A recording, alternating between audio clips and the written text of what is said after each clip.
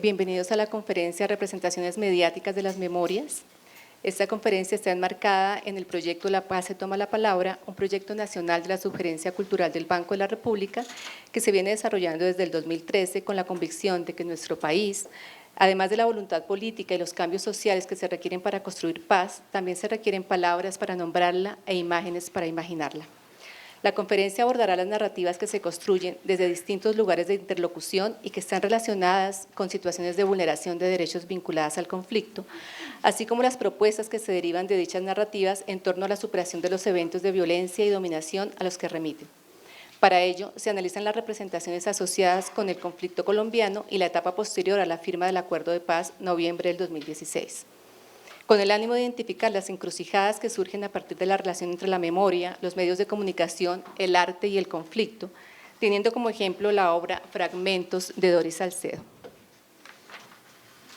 La investigación que nutre la conferencia es adelantada por SPM Colombia, proyecto que busca poner en diálogos distintos procesos de producción y circulación de memorias para identificar diferentes historias de violencia, opresión y resistencia de pueblos, comunidades y colectivos asociados al conflicto armado colombiano. Esta conferencia resulta de gran interés especialmente por la asociación de elementos como el análisis de discurso, la función del arte en contextos de guerra y la producción de memoria desde distintos agentes para interpretar el proceso de paz por el que atraviesa nuestro país.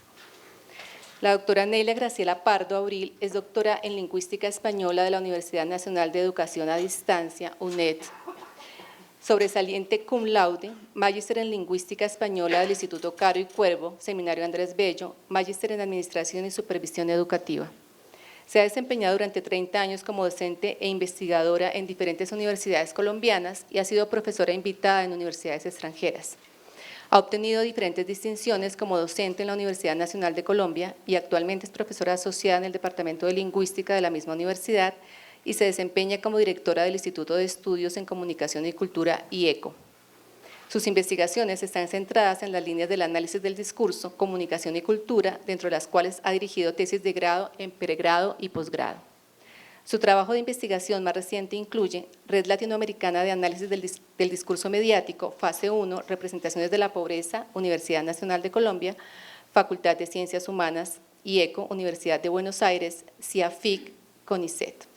Pontificia Universidad Católica de Chile, 2005, que es la investigación vigente, Red ProSul, Comunicación, Sentido y Sociedad, implicaciones de los medios de comunicación en las transformaciones de las prácticas sociales en América Latina, Universidad do Vale do Rio dos Sinos, Brasil, Universidad de Buenos Aires, Argentina, Universidad de la República Uruguay, IECO, Universidad Nacional de Colombia.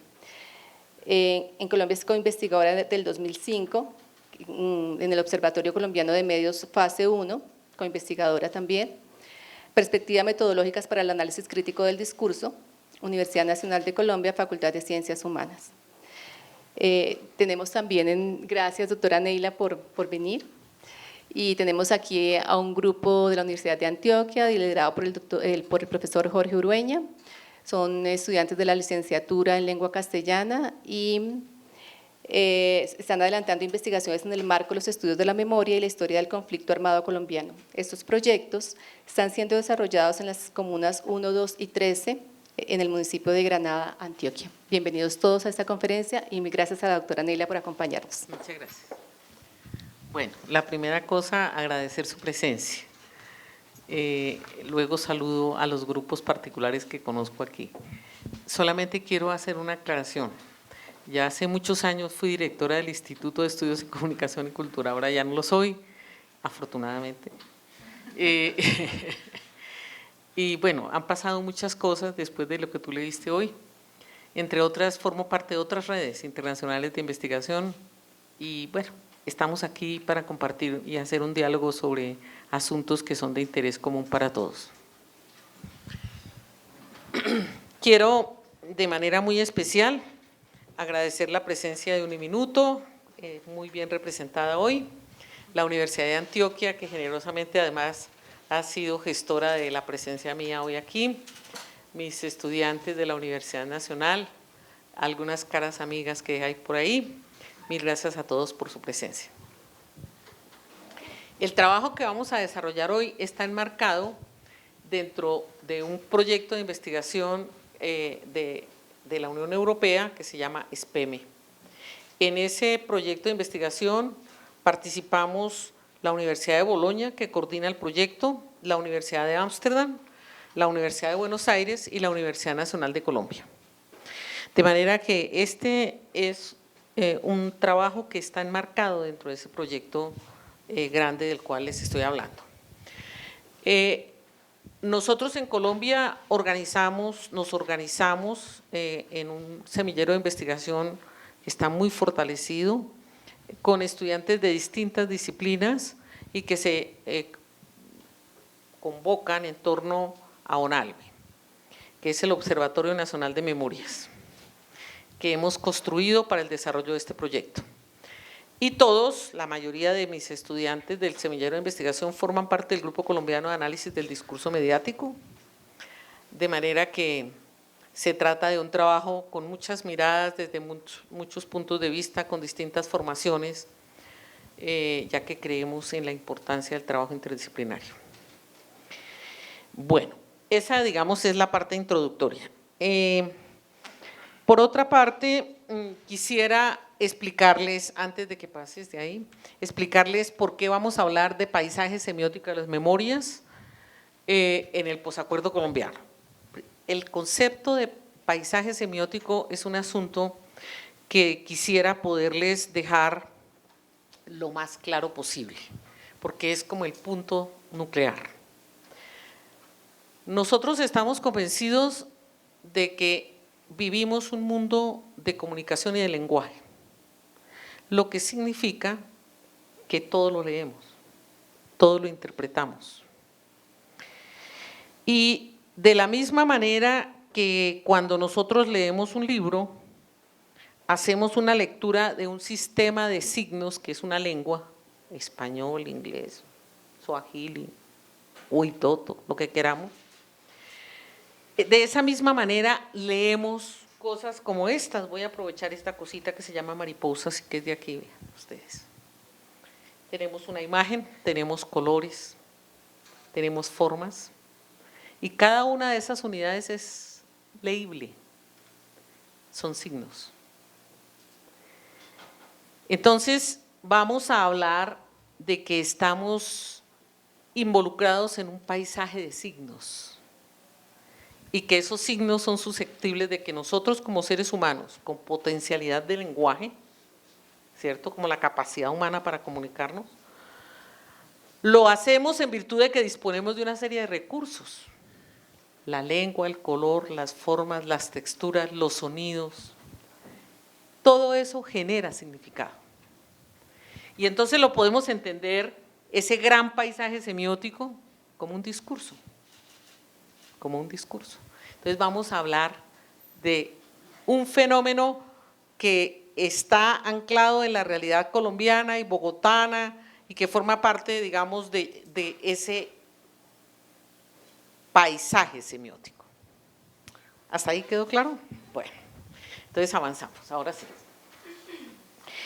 El trabajo que vamos a hacer hoy está relacionado con una obra de arte que habita un espacio de memoria. La obra de arte es Fragmentos, de la escultora colombiana Doris Salcedo, y Fragmentos es el espacio arquitectónico donde habita esa obra artística. ¿Estamos? Entonces vamos a leer un espacio que tiene en su habitáculo una obra de arte. Muy bien, y eso lo vamos a entender como parte del paisaje que queremos comprender a propósito de una coyuntura político, social y cultural colombiana que es la etapa del posacuerdo. Todo el tiempo me van a oír hablar del posacuerdo, porque el conflicto sigue vigente. No tenemos posconflicto, tenemos posacuerdo, pero el conflicto no solamente está vigente, sino fortalecido, lo cual es desastroso para una sociedad como la nuestra, con 60 años consecutivos de crímenes de lesa humanidad contra muchas personas. 8.700.000 es el dato que tiene la unidad de víctimas, que es un dato oficial. La pregunta es, ¿cuántas víctimas no se registraron nunca? Entonces, ya superamos, pero por mucho, todo lo que pasó en el Holocausto. Y estamos algo así como petrificados ante una cosa que no sabemos cómo vamos a resolver. Bueno, vamos a hacer entonces una mirada integral del espacio y de la obra de arte, proponiéndola en una serie de relaciones de orden lógico y de orden semántico. O sea, de una organización con una manera de racionalizar esa organización y de significado, relaciones de significado. Por eso hablamos de lógico semántico. Y lo vamos a hacer teniendo en cuenta que estamos mirando un proceso que ocurre de distintas formas. Primero, hay un proceso de diseño, de producción, de distribución de esa obra que vamos a abordar. Y eso está articulado a un conjunto de condicionamientos de orden histórico, político, cultural, social, que tiene que ver con el conflicto armado. Y ese conflicto armado nos convoca porque allí hay creo que ya tenemos 72 tipos de crímenes en el conflicto armado colombiano, tipificados jurídicamente. Entonces, está anclado a eso, al conjunto de violaciones y de crímenes que se cometieron o que se siguen cometiendo en el marco del conflicto armado. Abordar contra monumentos y fragmentos quiere decir que nos vamos a enfrentar a un fenómeno semiótico que forma parte del paisaje urbano de la ciudad de Bogotá y que es formalmente creado en el 2018. En diciembre del 2018 se inaugura la obra y digamos que a 6 meses hay muchísimos colombianos que no conocemos ese espacio, ¿no? Y nos parece que es la hora de empezar a reflexionar sobre eso. ¿Cómo vamos a hacer ese abordaje a un edificio que es un espacio y a una obra de arte que se instala en ese espacio? Lo vamos a hacer pensando en 2 cosas importantes. Una, el espacio con la obra que allí vive lo podemos leer, es una unidad semiótica, es un objeto para ser leído, para ser interpretado. Y en consecuencia encarna narrativas, encarna historias, relatos, nos hace propuestas que tienen que ver con posiciones ideológicas. De manera que vamos a hacer una lectura semiótica de eso, apropiando unas teorías que nosotros manejamos ya hace bastantes años y que hemos venido desarrollando, que es el análisis, el estudio crítico de los discursos multimodales y multimediales. Ahora les voy a explicar eso, de lo multimodal y lo multimedial. Estudios críticos, no creo que tenga problema, todos sabemos que en las ciencias sociales y humanas hay unas posiciones sobre cómo cuando decimos algo nos posicionamos frente a la realidad y que esa posición que da cuenta de nuestra condición de seres políticos tiene sentido en lo que decimos y no decimos. Ahora, los discursos son multimodales porque están tejidos de muchos signos. Casi que les podría asegurar que en el mundo contemporáneo no hay un discurso que no sea multimodal. Abran la prensa, vean en una página de la web, miren la publicidad por las calles, observen los avisos que regulan los tránsitos de las ciudades. Cualquier cosa que veamos, que encontremos en ese paisaje semiótico es una congruencia, un tejido de signos. Entonces superamos la idea de que la lengua es la única manera de expresarnos. No es verdad. Es la conjunción de todos los sistemas de signos donde aparecen los verdaderos significados. Yo siempre le digo a mis estudiantes, si tú le quitas un pedacito a un discurso, es como si quisieras conocer a Juan Pérez pero sin cabeza o sin una pierna. Le quitaste un pedazo. Entonces ahí no lo conoces, tienes un pedacito de eso, pero no tienes ese ser que necesitas conocer. Con los discursos nos pasa lo mismo. No puedo analizar una noticia si le quito las imágenes o pienso que los links no tienen nada que ver. No, tengo que estudiar esa unidad completa y compleja de signos que se entrecruzan de muchas maneras. Muy bien.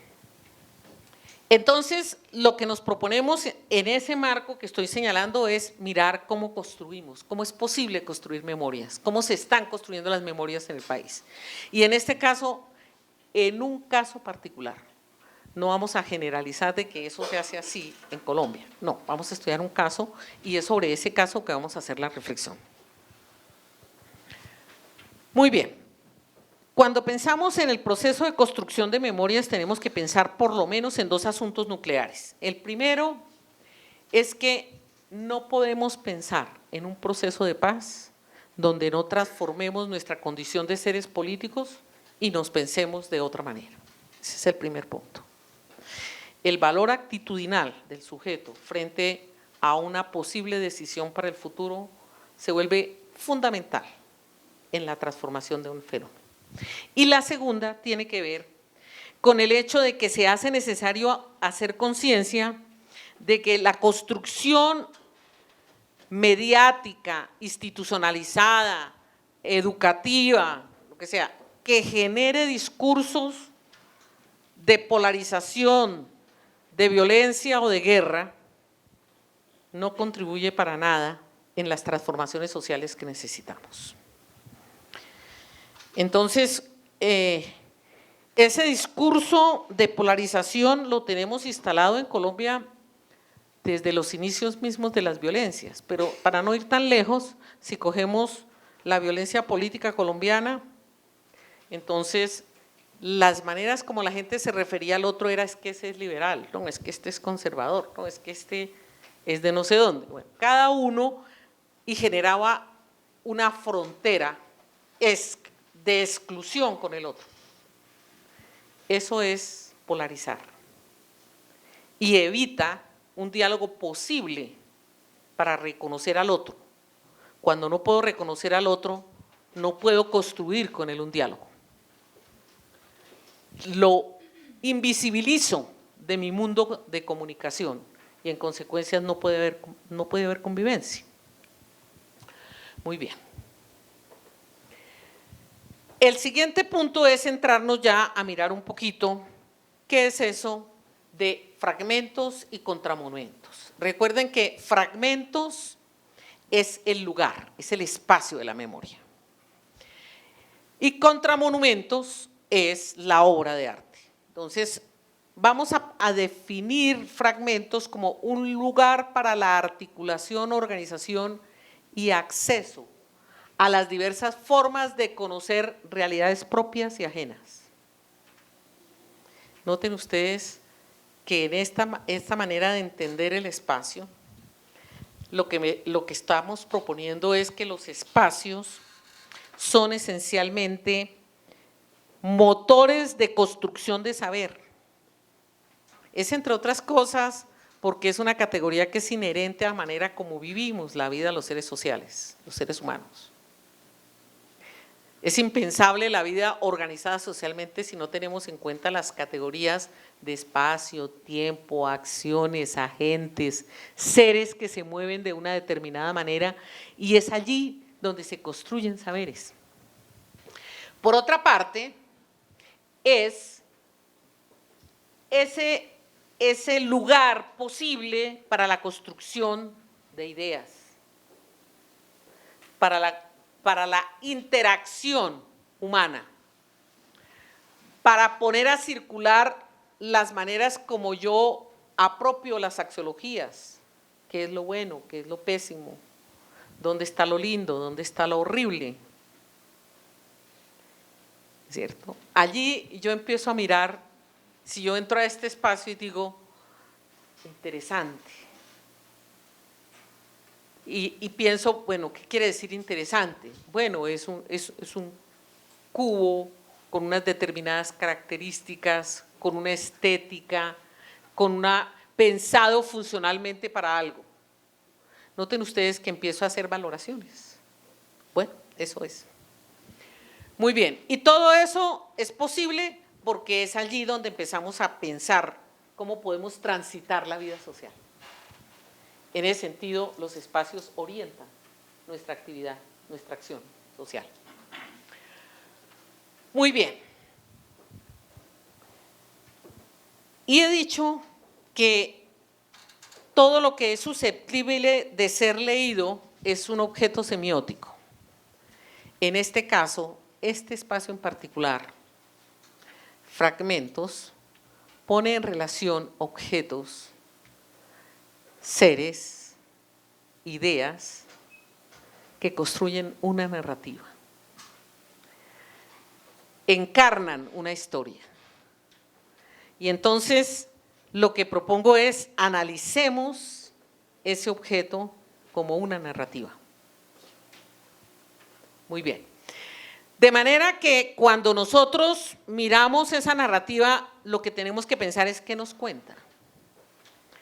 Y cuando preguntamos qué nos cuenta, posiblemente la respuesta es una serie de fenómenos relacionados con el conflicto armado colombiano, las maneras como hemos transitado esas etapas nefastas de la historia de este país, con todos los crímenes y vejaciones, violaciones a los derechos humanos, etcétera, que se anclan allí para mostrarnos que hay unas maneras de ejercer poder que hacen que ciertos fenómenos se mantengan, se perpetúen o no, y que todo eso sirve a los intereses de alguien.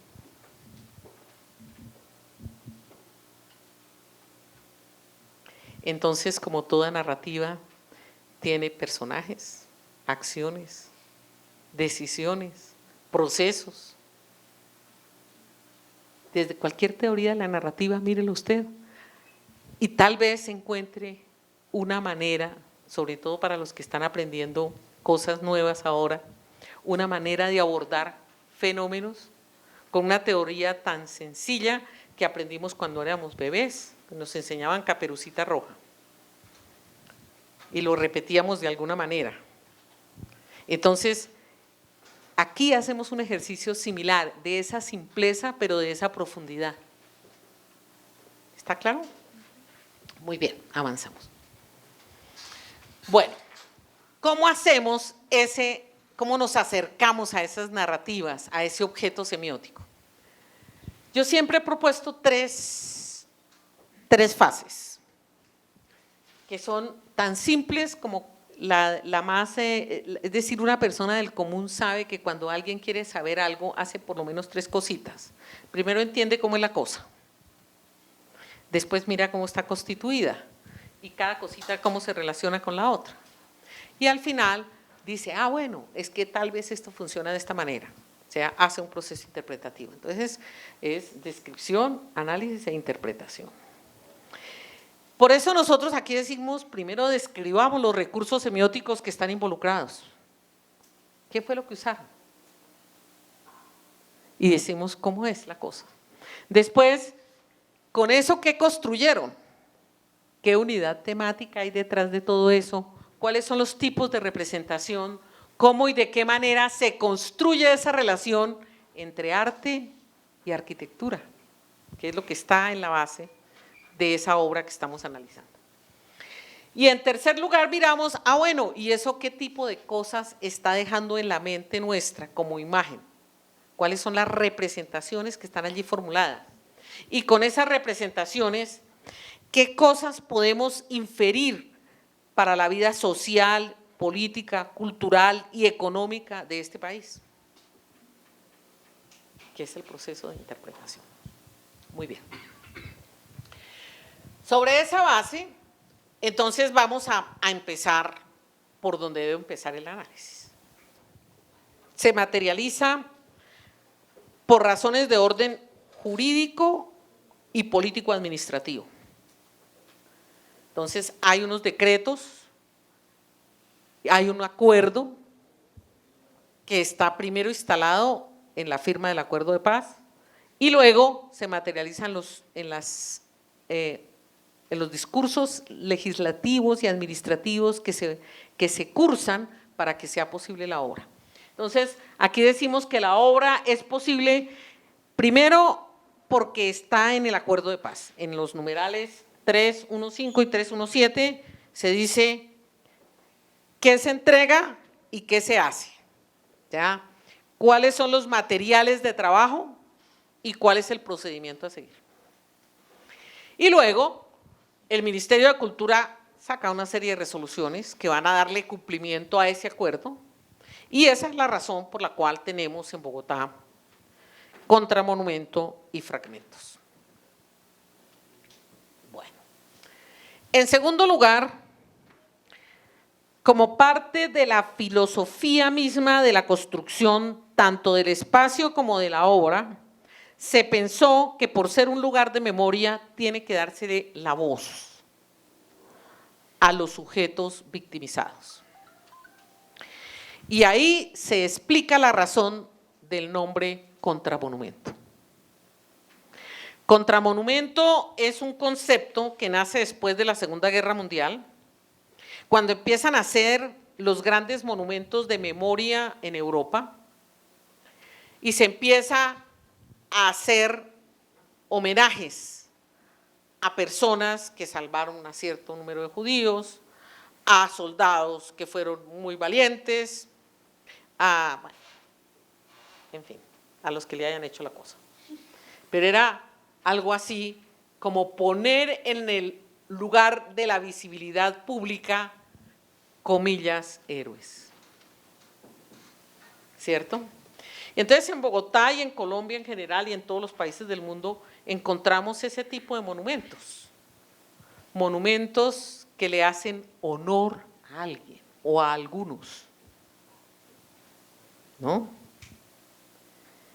En Medellín tenemos un monumento de ese tipo, ¿no? Los de Villatina. El monumento en Villatina es un monumento que centra la obra de arte del maestro Gamboa en un asunto que tiene que ver con que hay unos niños que empiezan a ocupar un rol de héroes y que son o bailarines o que son personas muy inteligentes y que se representan de una determinada manera en un círculo en torno a un kiosco, que es un espacio monumental que se instala en un parque y que es el resultado también de un acuerdo. Porque lo que pasó en Villatina fue una masacre contra niños entre 8 y 18 años, creo, jóvenes. ¿Y quién los mató? El Estado. ¿Pero cuál Estado? La fuerza pública. Entonces, terminan a través de muchas gestiones internacionales viéndose obligados a hacer un monumento. Entonces, noten ustedes que el monumento tiene varias características. Genera el sentido del honor para la recordación, genera muy frecuentemente la necesidad de establecer una jerarquía. Todos los monumentos son para arriba, ninguno es para abajo, ¿no? Todos son para arriba. En Europa se hizo uno para abajo y era contramonumento. Después voy a explicar eso por qué. De suerte que, a diferencia de esa tradición occidental y europea, ¿cierto? Porque es muy europea, hacer grandes monumentos, contramonumento apropia una conceptualización bastante contemporánea de que el contramonumento no es un espacio para hacer honor o resaltar valor o crear el sentido del ser modelo de algo, sino que se trata de un lugar para la recordación de seres marginalizados, criminalizados, violentados, de las víctimas.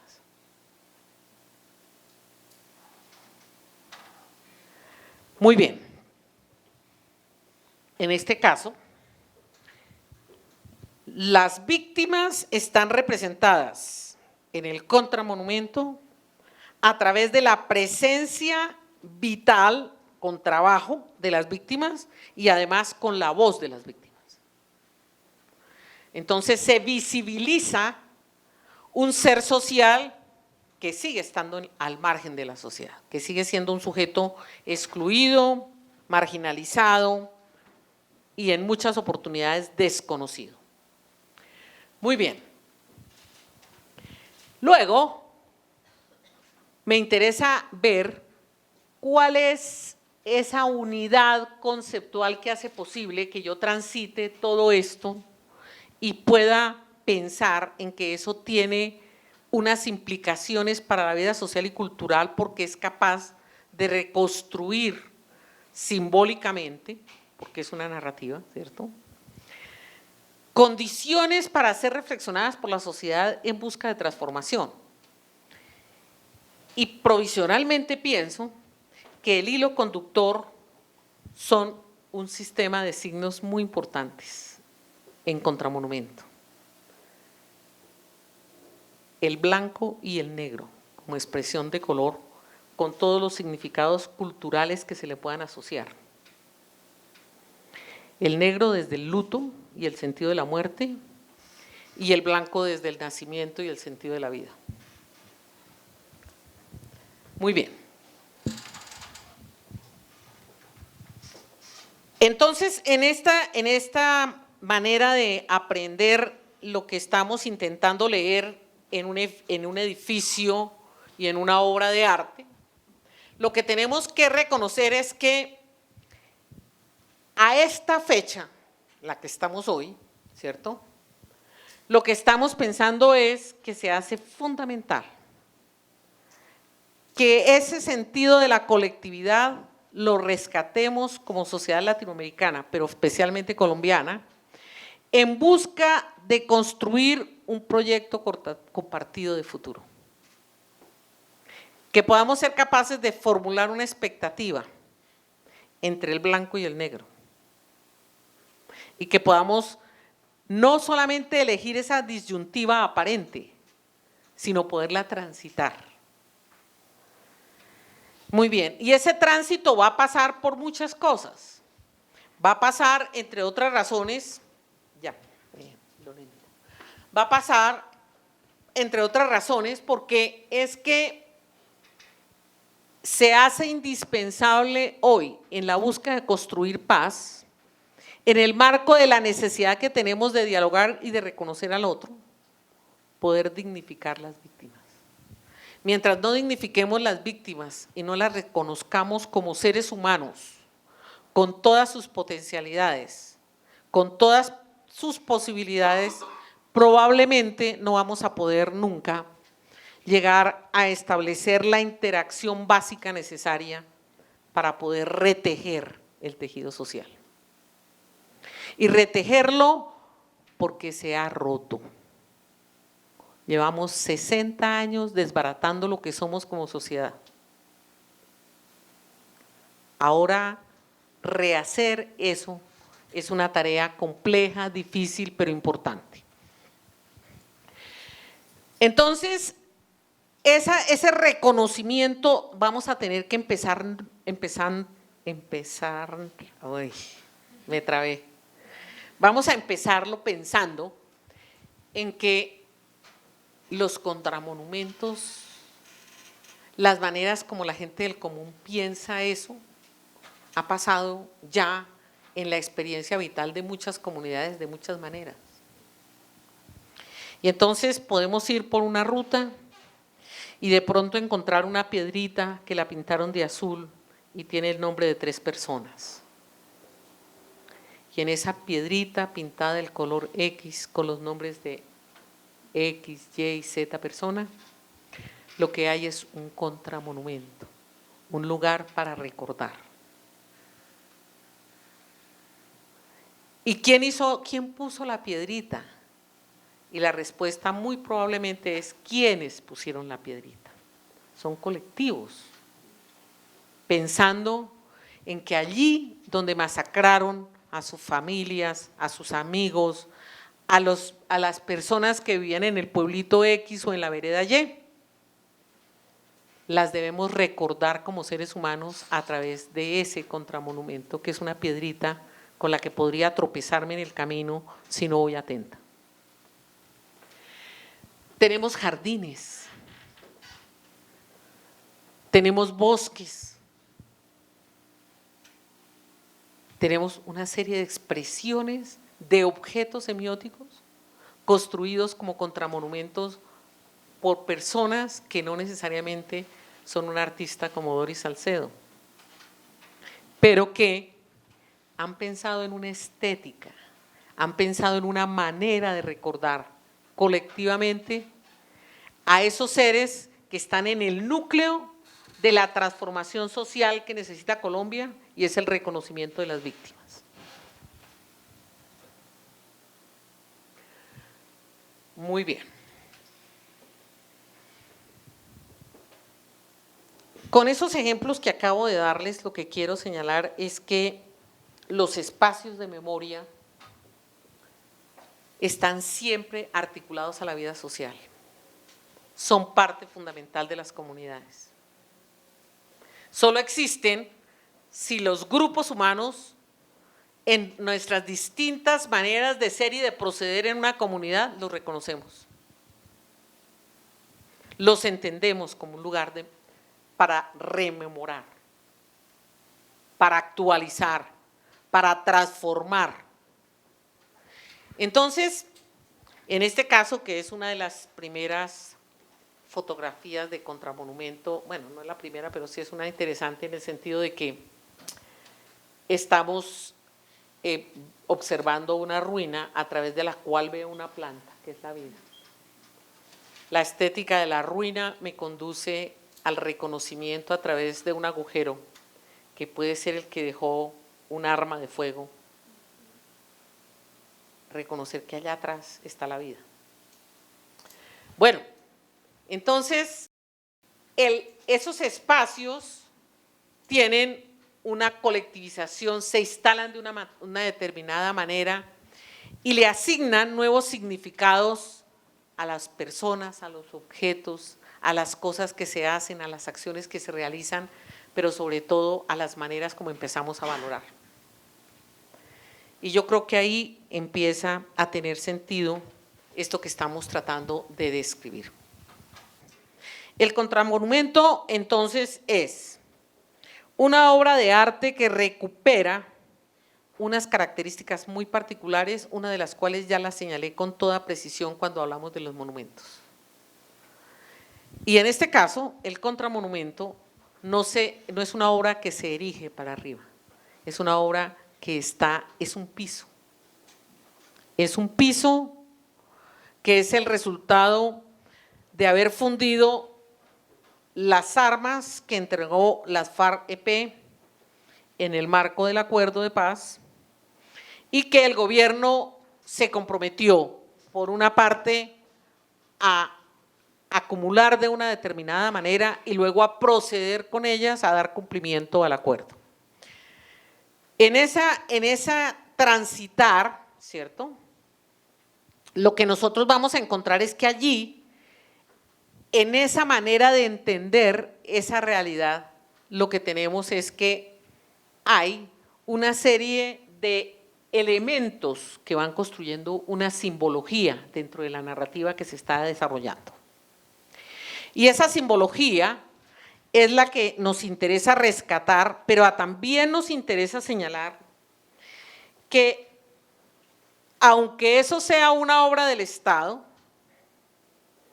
todos lo sabemos, esa manera de pensar el futuro de Colombia está en entredicho cuando se pone al servicio de intereses de las élites, o políticas, o económicas, o sociales, o del orden que ustedes quieran. ¿Cierto? De manera que en esa perspectiva no es gratuito pensar que a alguien se le ocurra decir el conflicto no ha existido nunca. Y a otro se le ocurra decir aquí nunca han matado a nadie, que yo sepa. Bueno, no vamos a pensar que es una persona ignorante. Lo que vamos a pensar es que hay unos intereses detrás de lo que está planteando y en consecuencia adopta una posición frente a eso. Bueno, por eso cuando nosotros estamos haciendo esta revisión lo que tenemos que decir es, bueno, vamos a tener que hablar de prácticas conmemorativas en una perspectiva donde pensar críticamente lo que se está proponiendo se vuelve fundamental, ¿cierto? ¿Por qué en un momento determinado en una sociedad como la nuestra se puede afirmar que no hay conflicto? ¿A qué se le está sirviendo? ¿O a quiénes? ¿O a quién en particular? ¿Cuáles son las motivaciones que hacen que eso sea posible? Cuando nosotros o cuando estudiamos las memorias empezamos a entender que las prácticas conmemorativas tienen una función social fundamental y es ayudar a construir un proceso de reparación. Oigan bien, reparación. No necesariamente reconciliación, reparación. Yo creo que nosotros tendríamos que hablar en el proceso de construir de paz en la verdad, la justicia y la reparación. La reconciliación se la vamos a dejar a la Iglesia Católica a ver cómo la hace. Bueno, nosotros no nos vamos a meter en eso. Para fundamentalmente reparar. Reparar es un acto que tiene dos dimensiones.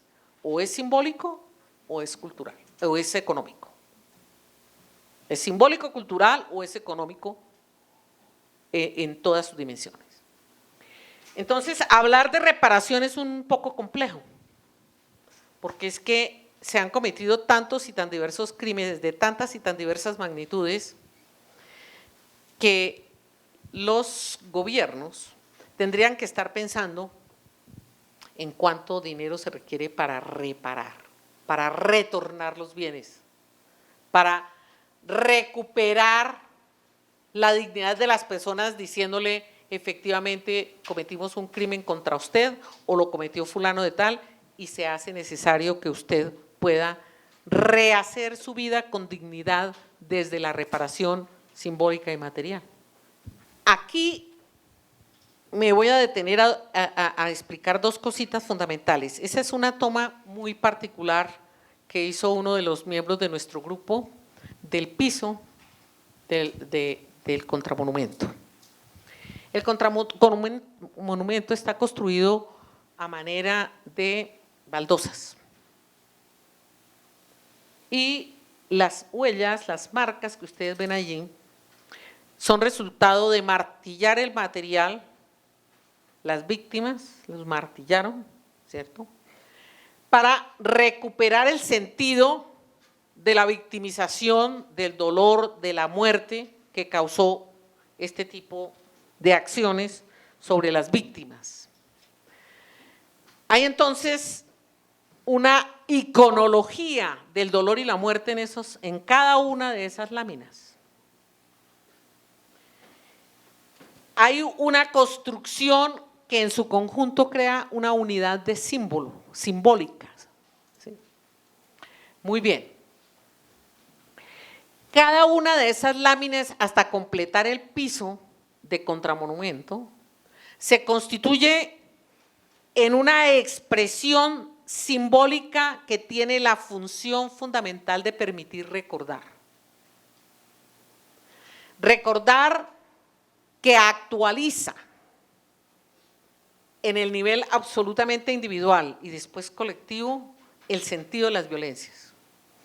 Pero además, ese monumento construido así, de esa manera, con esas características, lo que hace fundamentalmente es empezar a generar las posibilidades de que dispongamos de un capital simbólico, esto es de una posibilidad de referirnos a través de cualquier recursos semióticos, lengua, color, forma, sonidos, lo que queramos utilizar, para poder empezar a diseñar, pensar y producir un sentido que tenga que ver con cómo construir paz desde la equidad, la inclusión, la colectividad, para poder darle sentido a eso que todos hemos repetido muchas veces: justicia, verdad, reparación y no repetición.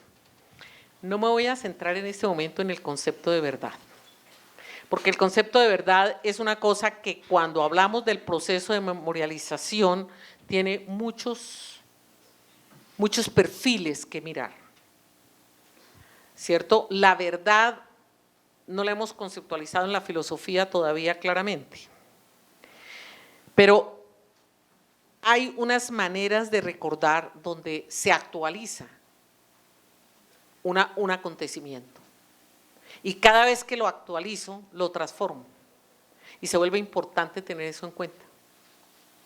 Las verdades son esas posibilidades de consensuar colectivamente que ese hecho tuvo unas determinadas características, condiciones, actores donde ocurrió el acontecimiento.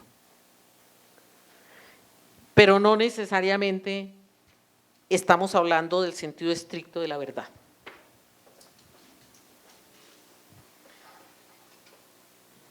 Entonces, cuando hablamos de contramonumento, podríamos, a lo largo de lo que he venido señalando, llegar a decir que hay por lo menos esas tres características que se vuelven vitales para poder entender el contramonumento. La primera es que tiene carácter dialógico, por ahí empezamos. La segunda es que tiene carácter crítico y alternativo. No puedo mirar mi propia realidad si no tengo una posición para mirarla, personal, comprometida, decidida. Y es un lugar, es una manera de dar nuevos significados. Puse resemantizar, que es el término técnico para eso. Asignar nuevas significaciones, eso es vital. No es solamente poder saber que ocurrió una masacre, es poder decir qué significó eso para la sociedad, cuáles fueron los responsables, las maneras como se hizo, el grado de deshumanización al que se llegó, y luego llegar a devolverme para poder decir, en medio de todo eso, el sobreviviente es capaz de, y entonces se transforma el discurso. Muy bien.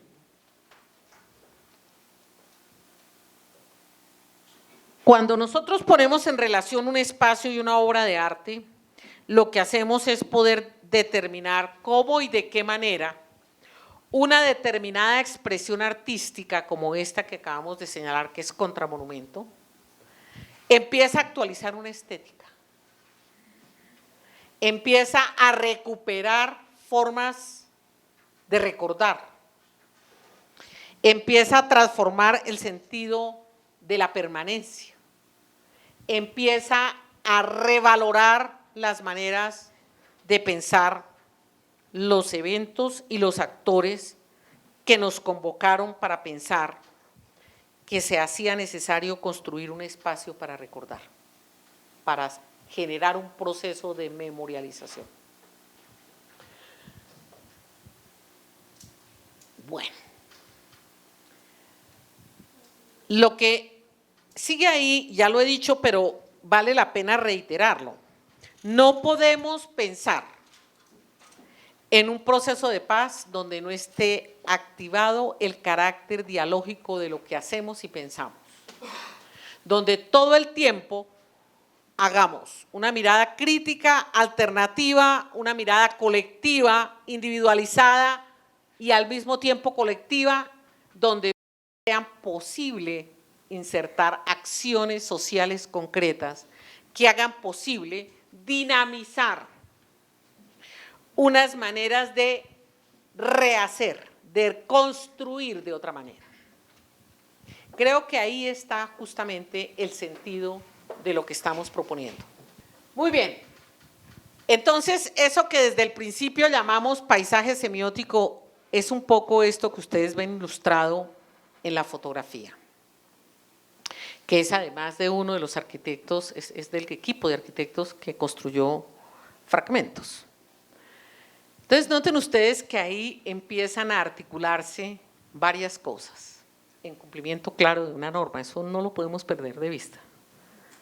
Es un acto y un espacio para dar cumplimiento a una norma que se acordó, que se consensuó en el proceso de paz.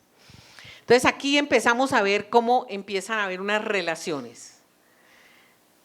Es una estética de la ruina que se contrasta con una estética contemporánea un poco minimalista, ¿no? Muy bien. Entonces, es en esa relación nosotros tenemos otra serie de características. Es un encargo, tiene una ubicación pública y tiene un rol orientador. ¿Qué quiere decir eso?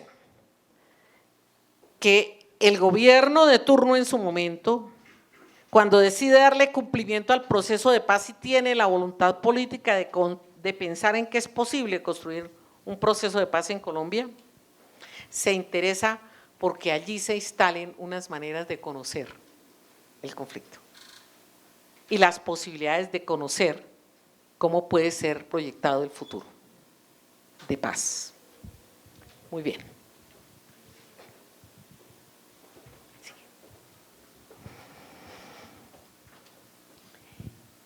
En ese marco, digamos, de contextualización que estoy elaborando sobre cómo es que está procediendo el contramonumento y Fragmentos, tengo que reconocer que esa obra es posible en la ciudad de Bogotá. Yo estuve buscando muchísimo cuáles fueron los criterios que se tuvieron en cuenta para construir contramonumentos y fragmentos en Bogotá y no, por ejemplo, en una de las zonas más golpeadas del país, en el norte o en el sur o en el occidente o en el oriente del país. ¿Por qué en Bogotá?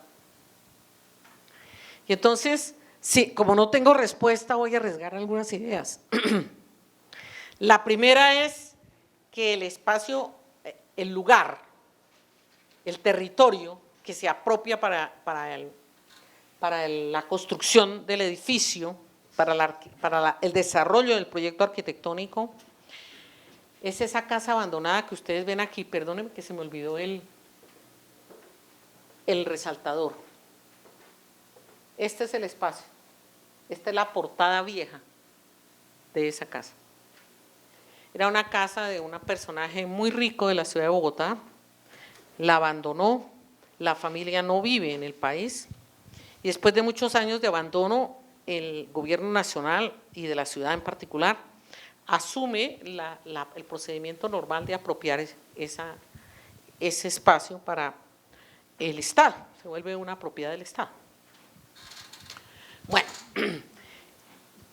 ese procedimiento hace que cuando se piensa el proyecto en ese lugar, y en Bogotá en particular, y sobre la carrera séptima, y a unos pasos del Palacio de Nariño, y a unos pasos de uno de los más importantes lugares militares, que es la Guardia Presidencial, y a unos pasos de, digamos, todo lo que significa el centro histórico para la ciudad, Bogotá se transforma algo así como en un dispositivo de memoria. El primero, con unas características no monumentales, como ya lo señalamos. Eso hace entonces que nosotros podamos pensar que Bogotá, que es el lugar donde confluyen culturas, etnias, ideas de distintas procedencias y donde se toman las decisiones político-administrativas del país, se convierta en un lugar para ser visto de una determinada manera. No estoy segura que esté ya en las guías turísticas, pero posiblemente formará parte de lo que es el negocio del turismo en la ciudad, como en casi todos los lugares del mundo. ¿no? Bueno, es interesante tener eso en cuenta. Sigamos. Muy bien. En las narrativas que estamos tratando de desentrañar desde distintas perspectivas y con los recursos que hemos podido observar, Fragmentos también tiene uso de lengua. No solamente es la construcción física de la que ya hemos hablado, el espacio que hemos ya descrito, sino que allí se narra, y en este caso bajo la responsabilidad social de Doris Salcedo, cómo aparece la obra, cómo aparece el espacio. Y se reconoce que allí también se inscribe ese otro tipo de signos, ¿cierto? Tal vez lo que más podemos conocer a los que son muy aficionados al YouTube son los videos de Contramonumento y de Fragmentos, ¿no? Con una gala de fotografías hermosísima. Bueno, entonces, lo que nosotros estamos viendo es que esos diferentes tipos de signos están allí y todos tienen una función orientadora de las maneras de pensar el mundo. Todo discurso encarna posiciones ideológicas. Entonces no podemos olvidar eso. Y sobre esa base entonces es que se empiezan a proponer principios, perspectivas, maneras de entender, de abordar las realidades, de constituirlas. Muy bien. Todo eso entonces está de alguna manera amplificando los significados que allí se instalan. ¿Sí? Desde las tomas de decisiones hasta lo que se concreta materialmente, como ese mural, por ejemplo. Seguimos. ¿Qué tipo de recursos entonces encontramos? Encontramos íconos.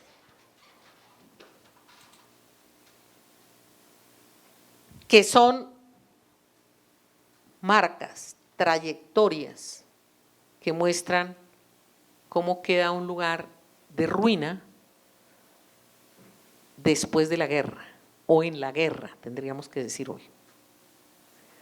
¿Cierto? Cómo se transforma algo que fue de otra manera en eso que hoy vemos y que se convierte aquí en este espacio en el punto de referencia que conduce del pasado al presente. El tránsito es una ruta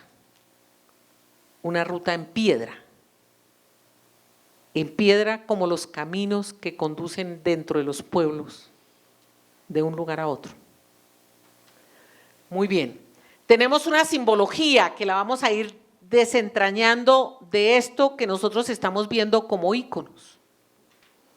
Y luego vamos a mirar cuáles son esas maneras como se tejen esas iconologías y esas simbologías en la construcción de los valores simbólicos que porta el espacio de memoria con la obra de arte inserta. Bueno.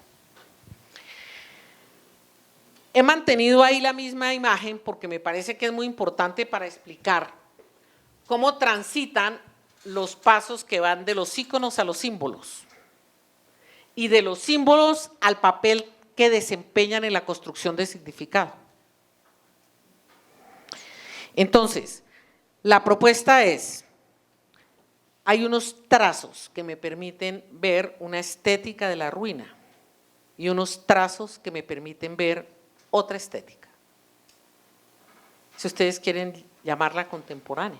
Bueno, son dos estéticas que coexisten, que se complementan, que adicionan significado. Entonces, las relaciones sígnicas se producen por dos tipos de operaciones, ¿cierto? Porque hacemos un proceso de proyección y entonces generamos una ruta de interpretación, o porque hacemos un proceso de expansión y entonces amplificamos el sentido de lo que se propone. Y aquí parece que están las dos presentes. Entonces, entre la ruina y la luz, que es artificial en la ruina y natural en la estética contemporánea, hay un tránsito amplificador. Muy bien.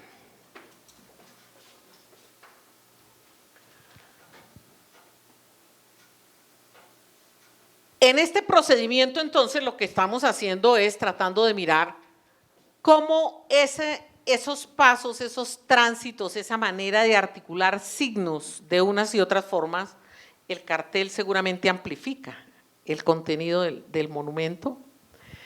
Entonces, lo que hacemos es mirar, bueno, esto, ¿qué función social tiene? ¿Cuáles son los sujetos responsables de darle cierto sentido a eso? Y entonces, sin duda, nos vamos a tropezar que tenemos que pensar necesariamente en cuál fue el papel, cuál es y cuál será el papel de las élites político-económicas del país y culturales, claro, cuando tenemos que pensar en la formulación de ese tipo de proyectos, que son de orden arquitectónico y artístico, con unas inversiones, con unas destinaciones, con unas maneras de ser y de proceder de orden social, de orden cultural, de orden económico y de orden político. Muy bien. Sin olvidar que todo esto se hace porque en la propuesta de Doris Salcedo el núcleo es la mujer que ha sufrido violencia sexual. Entonces, poder reconocer ese papel nos permite poder asignarle un sentido al trabajo que se hace desde una instancia del gobierno en un momento determinado. Muy bien, como se trata entonces de una obra que está institucionalizada, la pregunta que sin duda surge ahí es cómo podemos poner en coexistencia un discurso de resistencia como el que propone Doris Salcedo, ¿cierto?, en un espacio y con una obra que se instala, que procede, que deviene del orden institucionalizado. Esa pregunta es un asunto que no puede faltar cuando visitamos ese lugar de memoria. Porque eso nos va a permitir pensarnos dos cosas. ¿Quiénes son los responsables del proceso de construcción de paz? ¿Quiénes están involucrados? ¿De qué manera se involucran? ¿Cuál es la responsabilidad social de cada quien?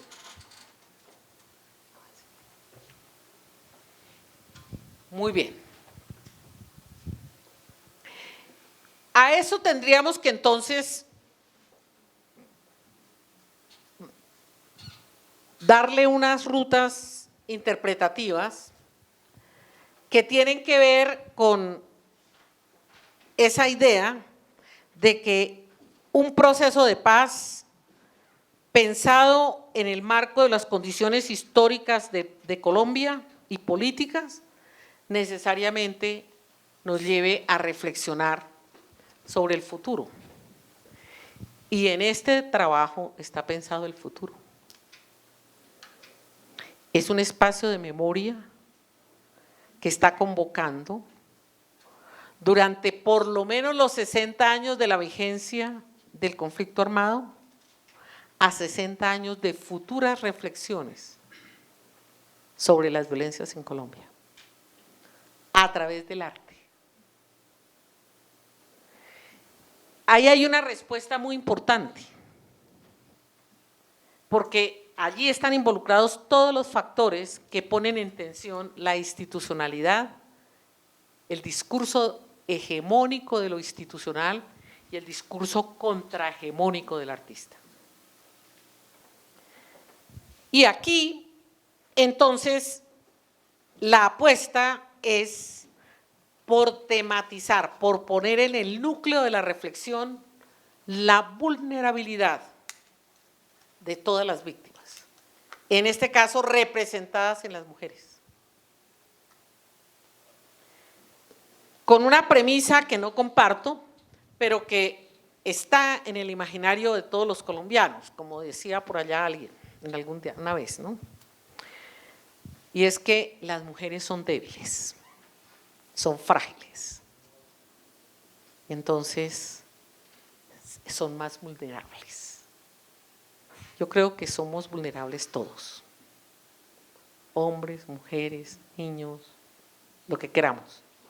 Somos todos vulnerables, somos seres humanos todos. Bueno, pero aquí la idea es esa, centrarnos en eso que socioculturalmente llamamos la vulnerabilidad de ciertos grupos humanos. Y ahora quiero mostrarles, esta es una foto que sacó el periódico El Espectador. Y aquí está, en esta fotografía que la publicó el periódico El Espectador, esa reflexión que estoy proponiendo sobre las conexiones que van de un lado al otro. Y opté por el punto de vista del artista porque es la que me interesa. Entonces hay un sesgo ideológico en lo que estoy diciendo, no se preocupen. Noten ustedes cómo está dividida en cuartos la fotografía y en los dos primeros cuartos tenemos el vacío.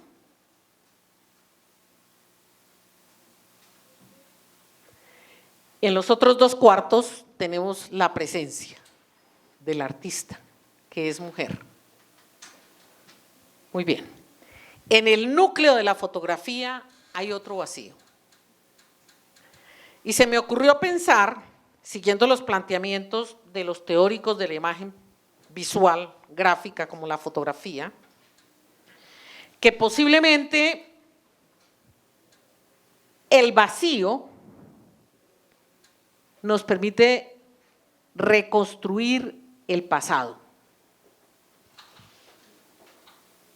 La presencia nos permite reconstruir el futuro. Y la conjunción de las ausencias y las presencias hacen posible pensar el presente. En el eje nuclear de la fotografía estaría el presente, que es un punto ambiguo entre vacío y no vacío, porque se alcanza a tocar el vestido de la artista. Muy bien. Y cada uno tiene sus propias maneras de empezar a mostrar simbólicamente qué quiere decir. Un espacio en blanco y negro, un piso martillado con el signo de la muerte y la ausencia, activa saberes y da cuenta de lo que significó la muerte. Y ese tránsito y ese reconocimiento del pasado es lo que hace posible el futuro, porque hace una transformación a la vida, ¿cierto? Y pone en una condición de reflexión, de respeto y de honor para esa huella, ese símbolo, ese ícono, la presencia de la víctima. Pero son 8.700.000, miremos el dato de la unidad de víctimas hoy, porque no alcancé a revisarlo, pero pasamos de 8.700.000. Sí. Muy bien. ¿Cómo se definen las resistencias en ese discurso contrahegemónico institucionalizado, que parece una contradicción, pero no lo es? Es la coexistencia también de las ruinas y del nuevo edificio. Esas resistencias se expresan de 4 maneras: a través del color, a través de la corporalidad, a través de la presencia agentiva de las víctimas y a través de lo que se impone como contravalores para una sociedad como la nuestra, donde el sujeto perpetrador propone desde su posición que posee unos valores. que nosotros tenemos que reconocer como contravalores, pero valores al final. ¿Listo? Avance. Muy bien. Esta idea puede generar mucha polémica y no me quise retraer de hacerla, porque me parece que allí hay una cosa muy interesante que podemos rescatar. Estoy diciendo, contramonumento y fragmentos es un discurso de resistencia. Al mismo tiempo dije, está institucionalizado, pero no se queda ahí. Se está poniendo cada vez más al servicio de las hegemonías. Se funcionalizó o se funcionaliza. Y eso quiere decir que no solamente se hace su fruto desde el punto de vista simbólico, porque distribuye una serie de ideas, sino que se funcionaliza desde el punto de vista económico. Y se pone al servicio, entonces, de esos que de alguna manera, o de aquellos que de alguna manera son responsables de lo que le ha pasado a este país en 40 años. Porque hicieron o porque dejaron de hacer. Eso no se nos puede olvidar, forma parte de la historia del país. Muy bien. ¿Cómo entonces sintetizo la simbología de este contramonumento con su espacio fragmentos? Digo que encarna la simbología de la presencia en la ausencia, del vacío, que significa una manera de poner en tejido la acción colectiva y la no presencia de una figura humana. Recuerden que los grandes monumentos tenemos las figuras humanas y siempre tienden por semejanza a construir una iconología. Entonces usted mira la de Bolívar y dice, ay, tenía la nariz aguileña, era como negrito, ¿no? Tal vez tenía crespos. Eso aquí no existe. Entonces, esa no presencia, que implica presencia colectiva, que implica 8.700.000 personas, es lo que le da el sentido simbólico a ese piso. A ese piso martillado. Muy bien. Y ese aparente vacío está lleno de los saberes que activa y que cuando los transitamos, los actualizamos.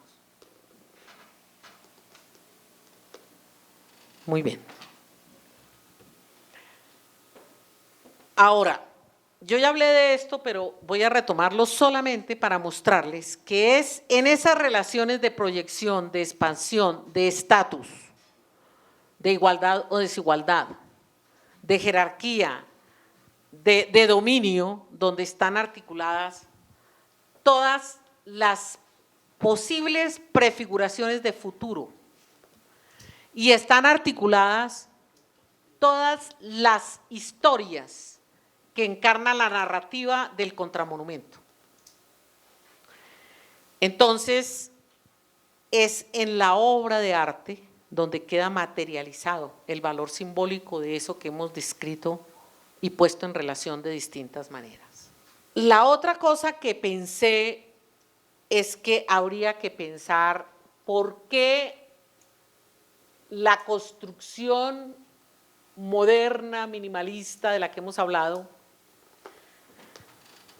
me activa al verla y al experienciarla el sentido de la urna.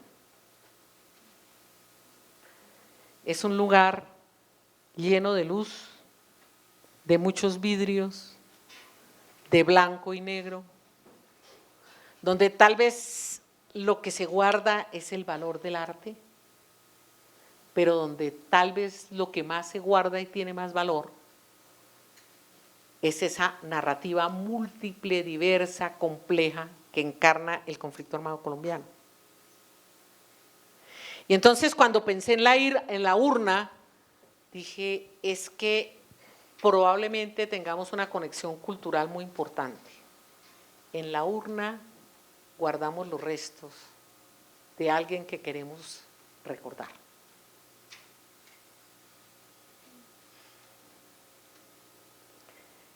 E inscribimos allí su nombre. Fragmentos tiene inscripción.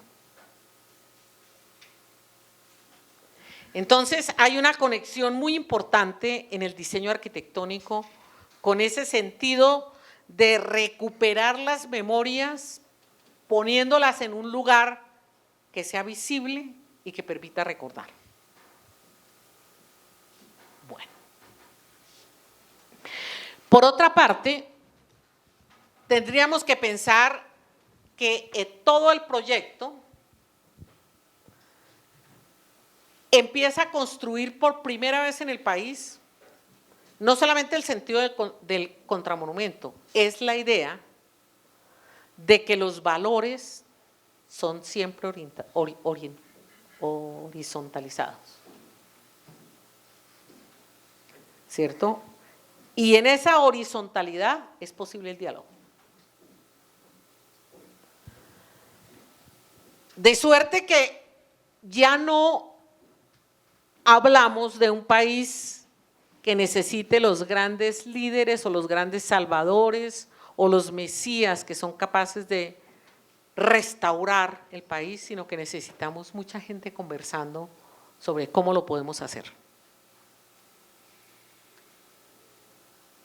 Y aportando con pequeñas acciones la posibilidad de transformación.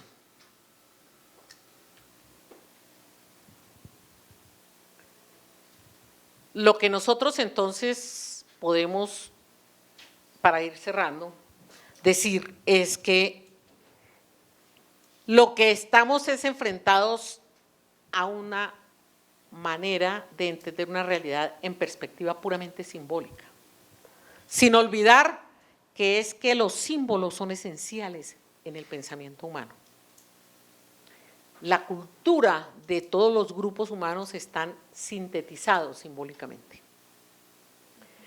Y esa síntesis hace posible que las generaciones recuperen el sentido de la vida desde sus anclajes simbólicos.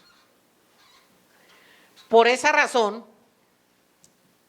los jardines en fragmentos permiten recuperar esa conexión simbólica. Desde mi punto de vista, el hecho de que tengamos jardines todos elaborados con plantas nativas de este país y 3 árboles que trasplantaron de regiones distintas del país, hagan la transición entre la ruina y la vida, exactamente. Entre la muerte y la vida, entre lo que es precioso y lo que es cotidiano, no valioso, que lo percibimos como si formara parte natural de nuestra existencia, no porque no tenga valor. Es totalmente errado pensar en que no tendría valor, pero es allí donde está ese tránsito importante. Y esa es, digamos, la esencia que en la inscripción de fragmentos como espacio de arte y memoria constituye el recurso del que disponemos hoy para empezar a pensar de otra manera cómo construir paz en Colombia. Muchas gracias.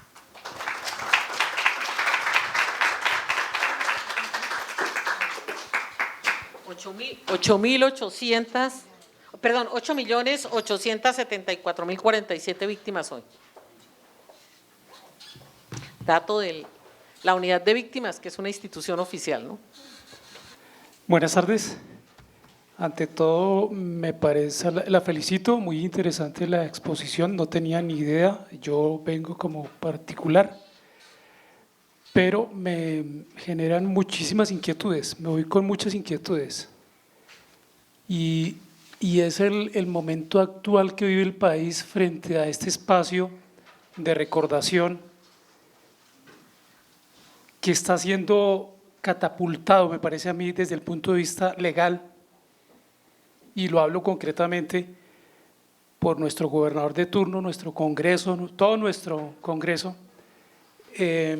eliminando unas conquistas legales, la JEP, el reconocimiento, la no repetición, todo el tema legal, y lo están bombardeando. Y por otra parte, desde el punto de vista institucional, se están creando historia. Me parece fabuloso, pero creo que es necesario dar a conocer más esto, que no quede desde el punto de vista académico, ¿sí? Porque uno está en la universidad y viene y entiende esto, pero esto hay que proyectarlo realmente al nivel de víctima, porque las víctimas, parte de la victimización es que no tuvieron oportunidad de educarse, no han tenido la mínima oportunidad, ni la van a tener, y al paso que vamos, esto lo van a sepultar sin querer tener una visión fatalista del tema, ¿sí? Entonces a mí me parece que es necesario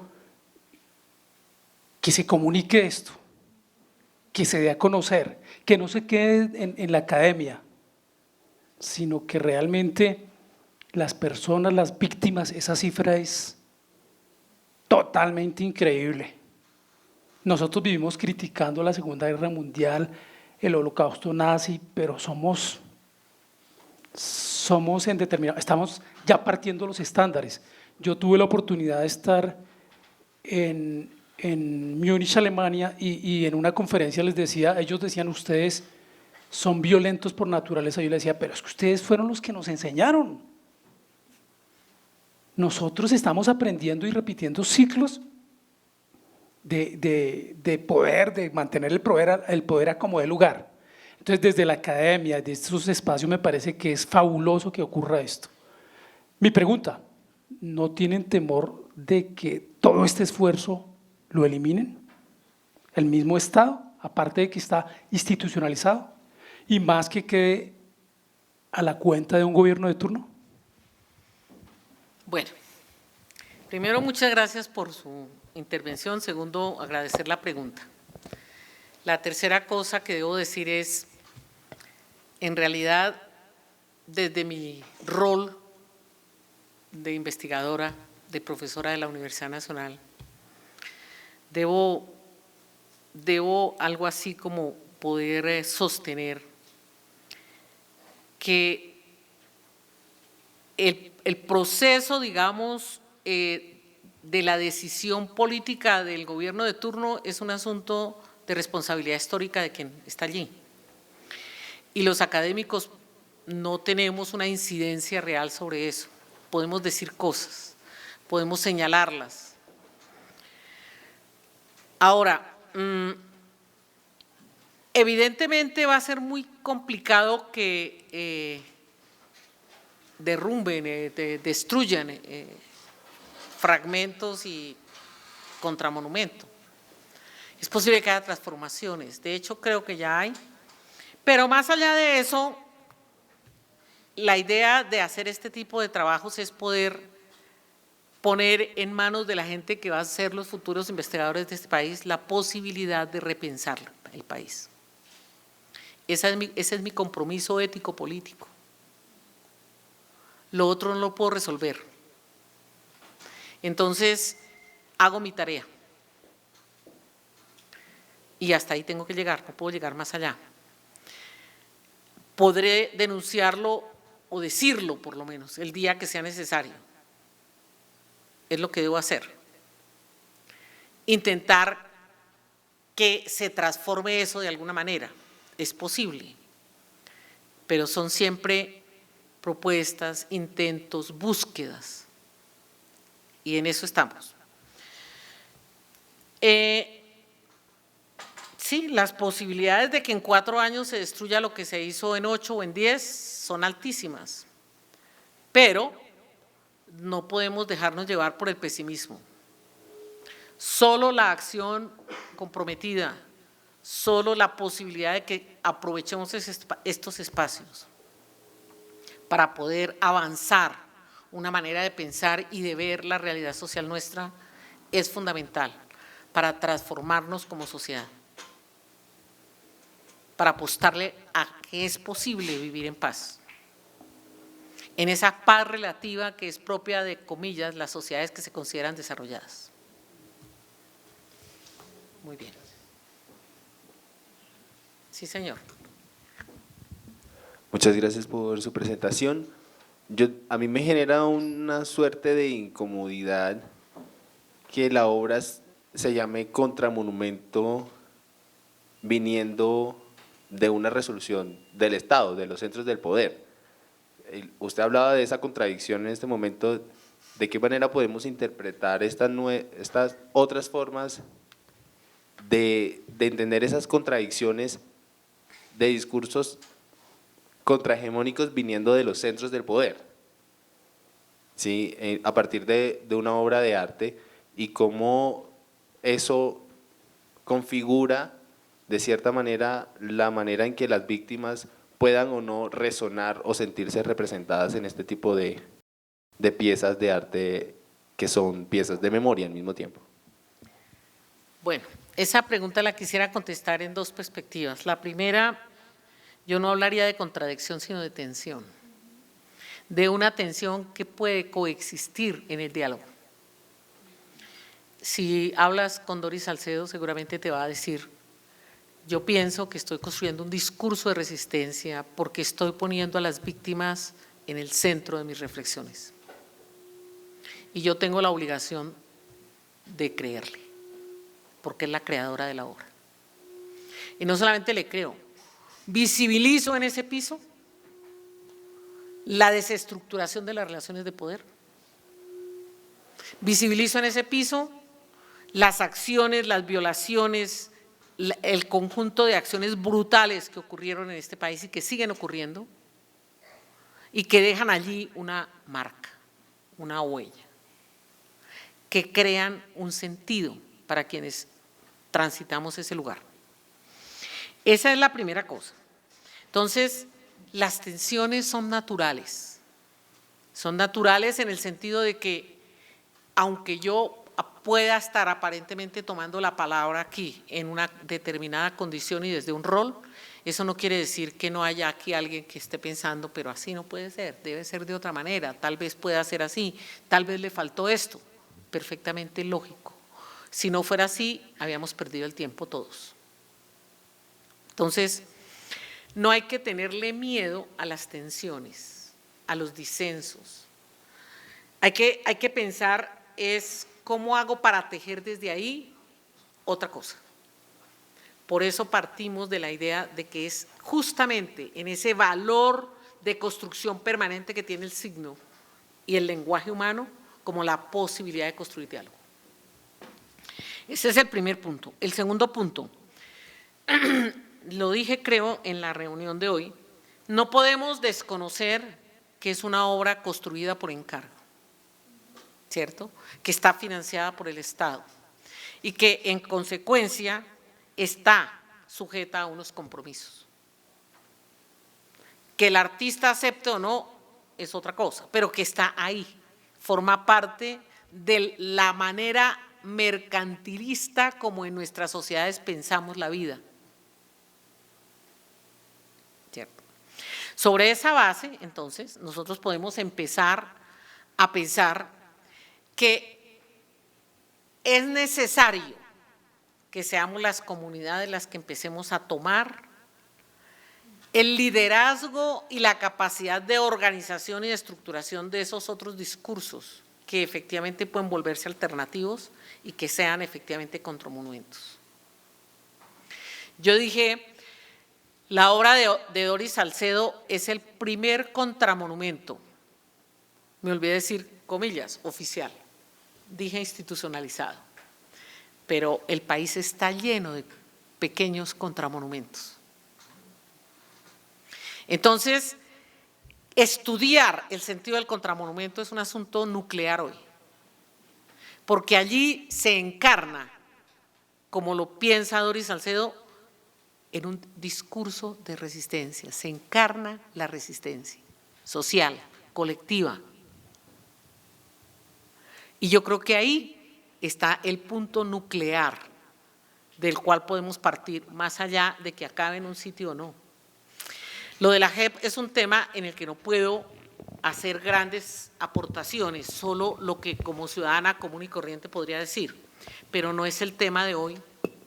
Y creo que la JEP sobrevivirá, como en el bolero. Es otra víctima, pero será sobreviviente. Muy bien, agradezco infinitamente su generosidad y su presencia. Muchas gracias.